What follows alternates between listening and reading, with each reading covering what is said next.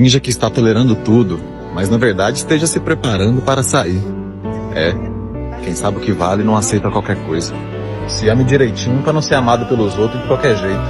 Quem sabe o que vale, quem sabe o que merece, não aceita qualquer coisa. Não espere algo de alguém que você já sabe que não tem nada para te oferecer.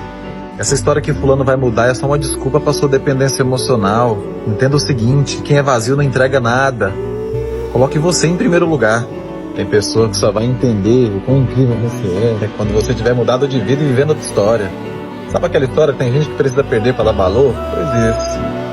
Vai dar o seu melhor, mas num lugar que te valoriza. Chega um tempo que a gente entende e aceita, que a gente não estava pedindo muito, só estava pedindo para a pessoa errada. Aprenda o seu valor, e depois que você entender, você não vai aceitar qualquer coisa. É isso mesmo, deixa aí. Tem coisa que perde só te afunda, e longe só te ensina.